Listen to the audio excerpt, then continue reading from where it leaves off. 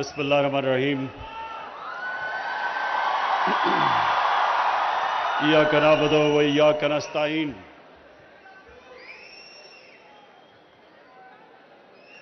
सबसे पहले उस्मानदार आपको, आपकी सारी टीम को मैं खिराज तहसीन पेश करता हूं और मुबारक देता हूं आपको।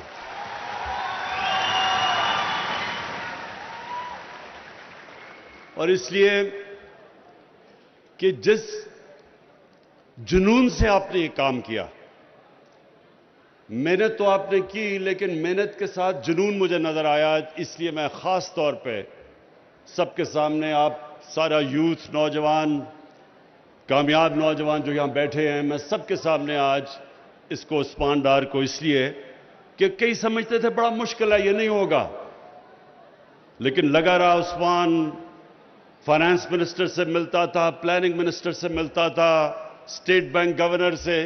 तो ये जो इसने प्रोग्राम अभी तक सामने लेके आए, ये शुरू करना बड़ा मुश्किल था, लेकिन माशाअल्लाह क्योंकि अब चल पड़ा है, तो अब हमें नजर आ रहा है कि ये हमारे मंसूबों में से इंशाअल्लाह सबसे कामयाब होगा।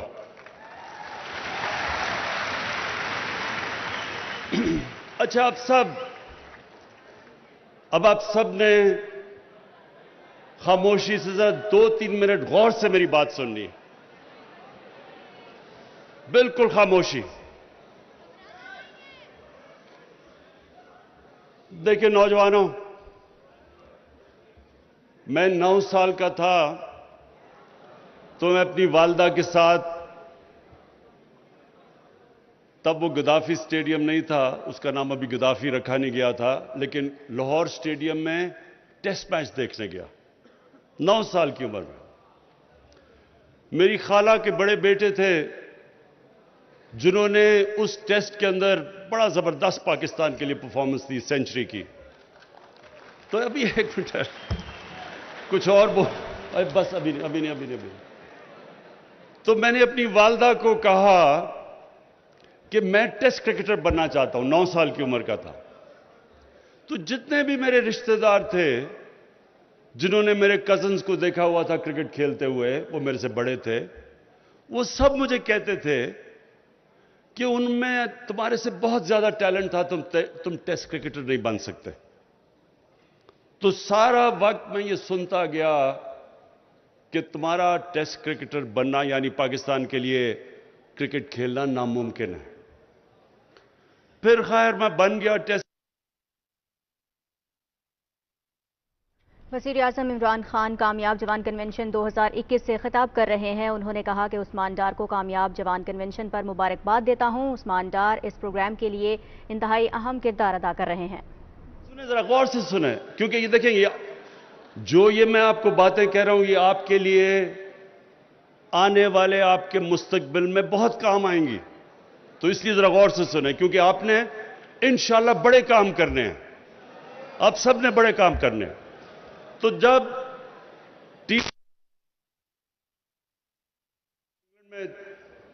इंग्लैंड में वो था, तो अखबार में आया इमरान खान नहीं, इमरान कांट, यानी क्रिकेट नहीं खेल सकता।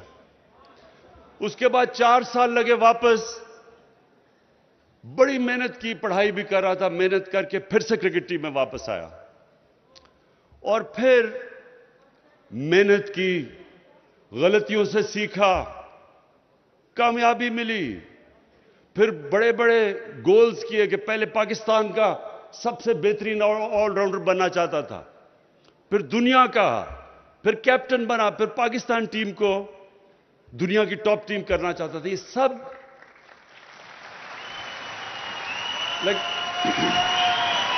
लेकिन हर जगह, सुने, हर जगह मुझे यह कहा गया कि यह नामुमकिन है।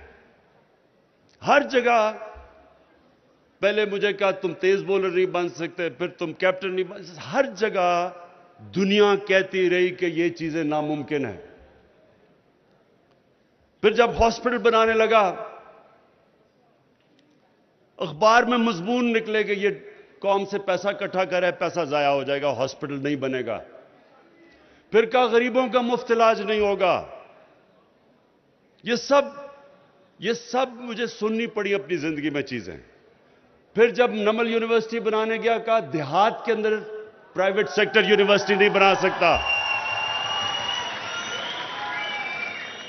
کہ دیہات کے اندر پرائیویٹ سیکٹر اس لیے نہیں کیونکہ فیکلٹی نہیں جائے گی، پروفیسرز نہیں جائیں گے وہاں، اس لیے وہ فیل ہو جائے گی.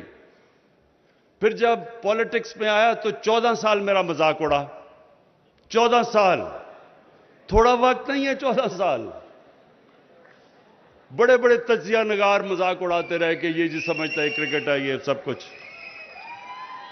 کہا کہ سن لیں یہ آپ کے لیے کام کی باتیں کرنے لگا ہوں. کہتا دو پارٹی سسٹم میں تیسری پارٹی آ ہی نہیں سکتی. اور پھر جب وہ پارٹی آ گئی تو پھر 3 سال سے سن رہا ہوں کہ تم فیل ہو جاؤ گے. یہ میں آج آپ سب کے سامنے کہہ رہا ہوں، اور انشاءاللہ آپ یہ اپنی نظروں سے دیکھیں گے کہ پاکستان کو ایک عظیم ترین قوم بنتے ہوئے.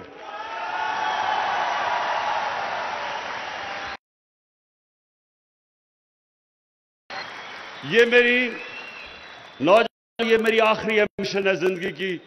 ہر چیز میں لوگوں نے کہا ناممکن ہے، کامیابی دی. اس لیے کامیابی دی ہے،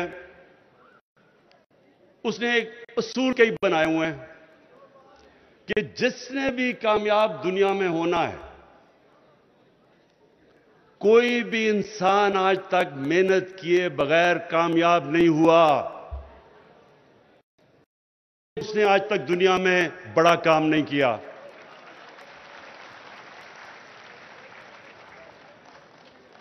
اور کامیابی کا راز کیا ہے؟ کامیابی، نوجوانوں خاص طور پہ آپ کے لیے پھر سے غور سے سنیں، کامیابی کا راز سب بڑا یہ ہے بڑی سوچ رکھنا. جتنی بڑی خواب آپ کی ہوگی اتنا ہی بڑا انسان بنے گا. اللہ نے انسان کو اتنی طاقت دی ہے کہ جب اللہ نے فرشتوں کو کہا کہ آدم کے سامنے جھکو، تو شیطان نے کہا کہ میں تو آگ کا بنا ہوا، میں کیوں اس کے ساتھ، یہ تو مٹی کا بنا ہوا ہے. تو اللہ نے شیطان کو کیا کہا کہ تمہیں بھی نہیں پتا کہ میں نے اس انسان کو کتنی طاقت دی ہے. تو نوجوانوں، لوگ اپنی زندگی گزار جاتے ہیں، ان کو یہی نہیں پتا ہوتا کہ اللہ نے ان کو کتنی طاقت دی ہے. جتنا آپ اپنے آپ کو آزماؤ گے، جتنا آپ چیلنجز کے سامنے کھڑے ہوگے، اتنا آپ بڑے انسان بنتے جاؤ گے. کامیاب وہ نہیں ہوتا جو سب سے ٹیلنٹڈ ہوتا ہے، ذہین ہوتا ہے، اچھی تعلیم ملنے والا کامیاب نہیں ہوتا. کامیاب وہ ہوتا ہے جو بڑی سوچ، بڑی خواب رکھتا ہے اور اس کے بعد ہار نہیں مانتا.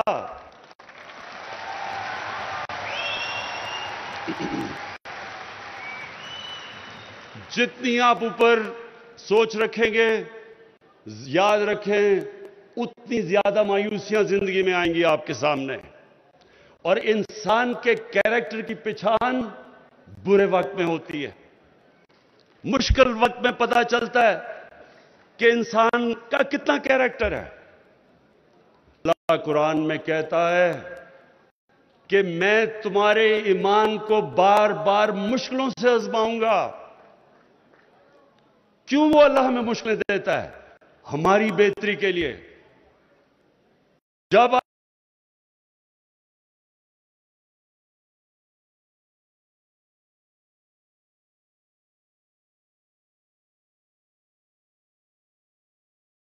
غلطیوں کو ٹھیک کرتا ہے محنت کر کے، انسان اور مضبوط ہو جاتا ہے اور اوپر چلا جاتا ہے.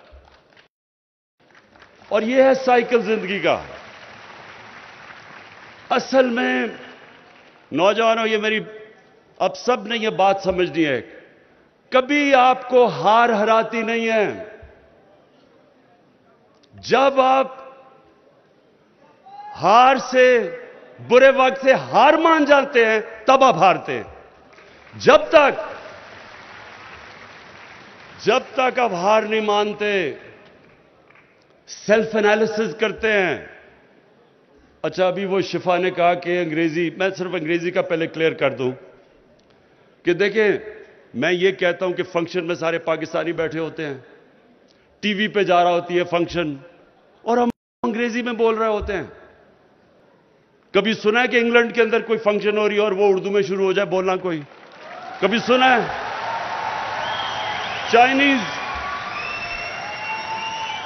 چائنیز بیٹھے ہوتے ہیں، ہمارے یہاں چائنیز بیٹھے ہوتے ہیں، ان کو انگریزی آتی بھی ہے تو چائنیز میں بات کرتے ہیں، لیکن ہم ہر جگہ جا کے دو انگریز بیٹھا ہو یا کوئی فورنر بیٹھا ہو، ہم انگریزی میں شروع ہو جاتے ہیں، اور ہمارے ٹی وی پہ لوگ انگریزی سمجھتے نہیں ہیں۔ تو میں اس لیے کہتا ہوں، اچھا اب میں پھر واپس آتا ہوں۔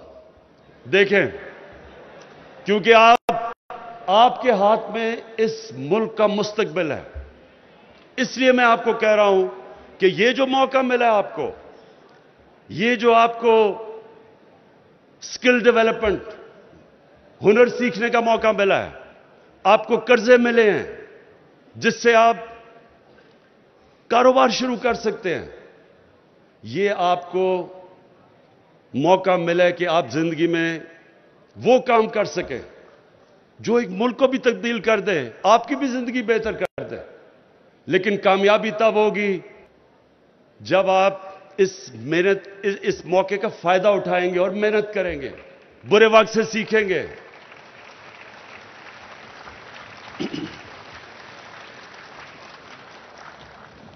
ہم پاکستان کو، ہمیں یہ پتا ہے کہ بڑا مشکل وقت ہے ہمارے پہ۔ مشکل وقت کیوں ہے؟ دنیا پہ مشکل وقت آیا ہوا ہے۔ مشکل وقت کیوں آیا ہے؟ کرونا کی وجہ سے۔ صدیوں میں ایک دفعہ اتنا بڑا سن لیں بعد میں نعرے مارنا، یہ میرا غور سے بات سنیں۔ کرونا وائرس صدی میں ایک دفعہ اس طرح کا ایک دنیا میں بحران آتا ہے۔ ساری دنیا میں مشکل آئی ہوئی ہے کیونکہ لاک ڈاؤن کر دیے، لاک ڈاؤن کی وجہ سے کاروبار ختم ہو گیا، سب کچھ رک گیا، سپلائی لائنز وہ رک گئیں، چیزیں غائب ہو گئیں، چیزوں کی قیمت اوپر چلی گئی، تیل دگنا، کوئلہ دگنا، گیس دگنی سے بھی زیادہ۔ تو یہ ساری دنیا کا مسئلہ اس وقت، اس کے لیے میں پھر آپ کو کہتا ہوں کہ ہم یہ پروگرام لے کے آ رہے ہیں۔ ایک تو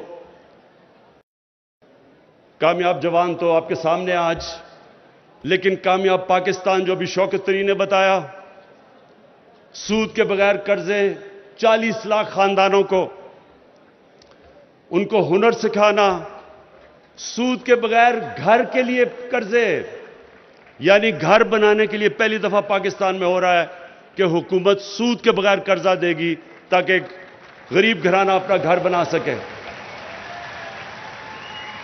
اور سب سے زیادہ جو مجھے فخر ہے آج، نوجوانوں، سب سے زیادہ فخر مجھے اس چیز پہ ہے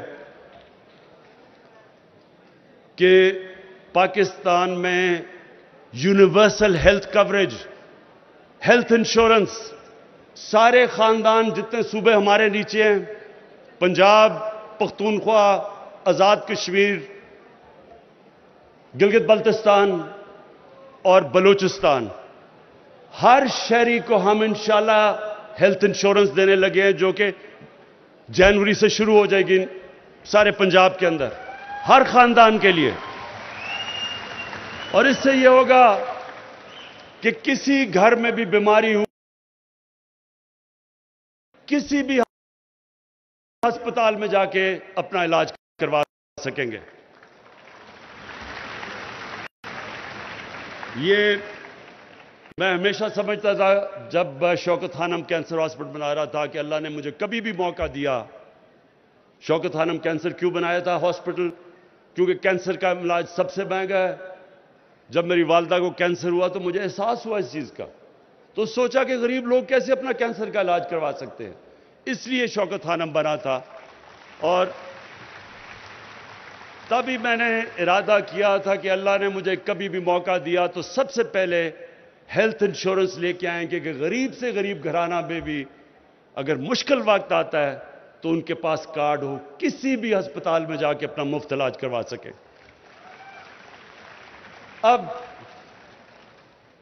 اب میں آج کل کیونکہ آپ کو پتہ ہے ٹیپس کی بات ہو رہی ہے تو میں بھی ٹیپس کی بات کر ہی دوں۔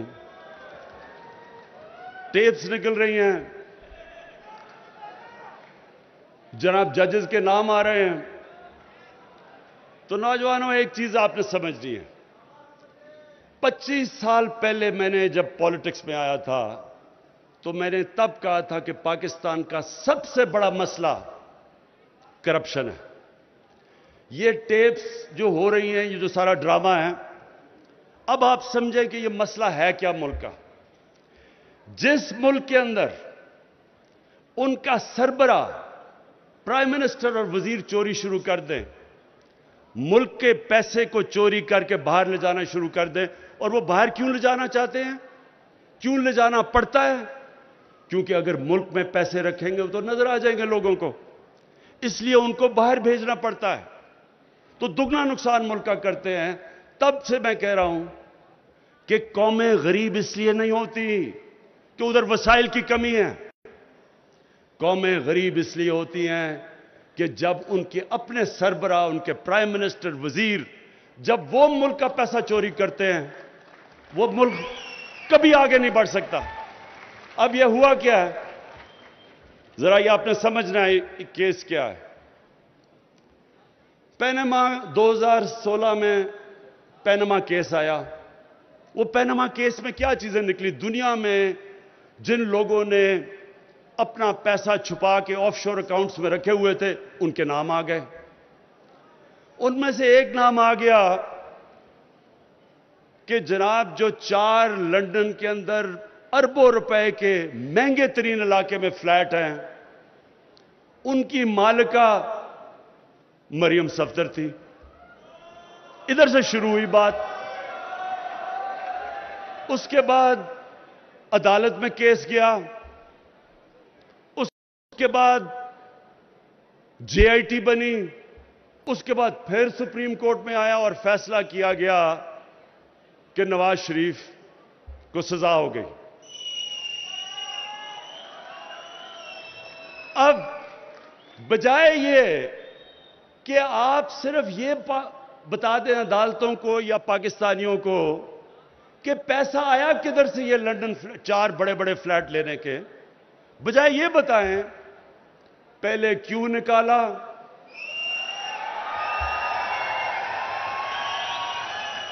عدلیہ کو برا بھلا، پھر اس کے بعد پاکستانی فوج کو برا بھلا، میں تو خیر برا بھلا سب کو برا بھلا۔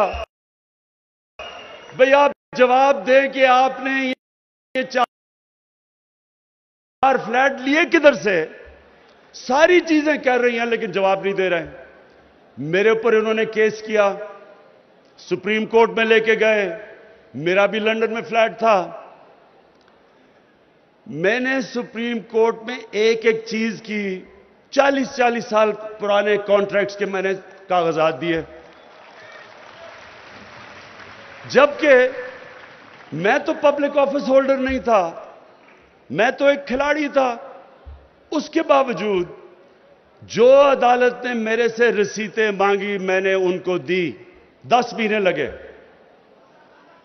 میں نے کیوں؟ اور انہوں نے ابھی تک جب انہوں نے عدالت میں پوچھا، پہلے اسمبلی میں جھوٹ بولا، یہ ہیں جی دستاویزات، وہ فراڈ نکلے، پھر قطری خط آ گیا، وہ فراڈ نکلا، پھر کلبری فونٹ آ گئی، وہ بھی فراڈ نکلی۔ اس کے ابھی تک ایک کاغذ نہیں یہ بتا سکے کہ 4 لندن کے فلیٹ کس پیسے سے خریدے گئے، کیونکہ چوری کا پیسہ تھا۔ اب سارے پاکستان کے اداروں کو برا بھلا، لیکن جو مجھے افسوس ہے، اور میں یہ آخر میں آپ سے سب سے بات کرنا چاہتا ہوں، یہ آخری بات ہے، یہ سمجھ جائیں۔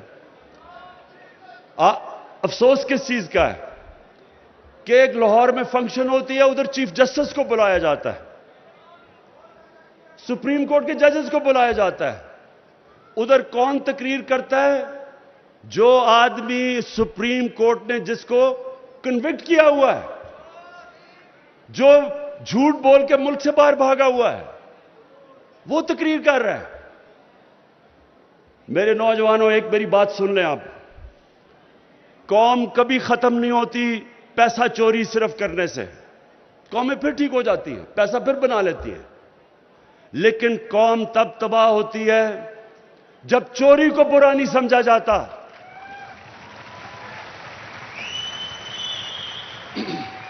جب ایک قوم کی اخلاقیات ختم ہوتی ہے, قوم ختم ہو جاتی ہے. مولانا رومی نے کسی نے پوچھا کہ قوم کیسے مرتی ہے؟ مولانا رومی نے کہا, جب وہ قوم, انہوں نے دو درختوں کی مثال دی, ایک خوشبودار درخت اور ایک بدصورت. کہتا جب ان میں فرق ختم کر دیتی ہے, اچھے برے کی تمیز ختم کرتی ہے, قوم مر جاتی ہے. نبی صلی اللہ علیہ وسلم نے جو مدینہ کی ریاست بنائی تھی, اس کی بنیاد رکھی تھی اچھے کو اچھا کہو اور بدی کو ختم کرو. اچھے کو امر بن معروف, بڑا قرآن کی آیت کہ ہمارے اوپر فرض کر دیا کہ اچھے کو اچھا کہو, برے کو برا کہو. جب تک ایک قوم کی اخلاقیات قائم رہتی ہے, وہ قوم کو کوئی ختم نہیں کر سکتا. جاپان, 2 ایٹم بم گرے جاپان کے اوپر, 10 سالوں میں جاپان پھر کھڑا ہو گیا. ایٹم بم بھی تباہ نہیں کر سکا کیونکہ ان کی اخلاقیات قائم تھی. جو مدینہ کی ریاست کی بنیاد اخلاقیات پہ ہمارے نبی صلی اللہ علیہ وسلم نے رکھی تھی, اس کے بعد خوشحالی آئی تھی. تو میرے پاکستانیوں, یہ میں آپ سب کو آخر میں یہ کہنا چاہتا ہوں کہ یہ قوم وہ قوم بننے جا رہی ہے جو آپ ابھی تصور نہیں کر سکتے. اللہ نے اس قوم کو سب کچھ دیا ہے, ٹیلنٹ دیا ہے. یہی نوجوان باہر جاتے ہیں, ایک سے ایک بڑا کام کر دیتے ہیں. ہمارا سسٹم کیونکہ کرپٹ کیا ہوا تھا, اس کی وجہ سے تھوڑا ٹائم لگ رہا ہے سسٹم کو ٹھیک کرنے میں. لیکن مجھے کوئی شک نہیں کہ یہ عظیم قوم بنے گی. لیکن ایک چیز میں یہ بھی جو آخر میں آپ کو کہا کہ یہ بھی میرے ذہن میں ہے کہ کبھی بھی جب تک ہم اپنے اخلاقیات, ہم اپنے مورل سٹینڈرڈز اوپر نہیں اٹھائیں گے, ہم وہ ادھر نہیں پہنچ سکتے جدھر ہمیں پہنچنا چاہیے. اس لیے میں نے رحمت للعالمین اتھارٹی بنائی ہے. اور اس کا مقصد کیا ہے کہ نبی صلی اللہ علیہ وسلم کی زندگی سے, ان کی سیرت سے سیکھ کے, ان کے کیریکٹر کو اپنی زندگیوں پہ, اس پہ عمل کریں ہم. یعنی اپنی زندگی میں لے کے آئیں. ہم عاشق رسول ہیں سب, ہم ان سے پیار کرتے ہیں, لیکن جو ان کی سیرت ہے وہ اپنی زندگی پہ لاگو نہیں کرتے. اور صرف یہ ہمارا مقصد ہے کہ اپنے اسکول کے بچوں سے شروع کریں, ان کو ان کی زندگی سے سکھائیں, کیریکٹر بلڈنگ کریں, کیونکہ عظیم قوم کا عظیم کیریکٹر ہوتا ہے. عثمان, میں آخر میں آپ کو اور آپ کی ٹیم کو پھر سے خراج تحسین پیش کرتا ہوں. ایک زبردست آپ نے یہ جو پروگرام کیا ہے.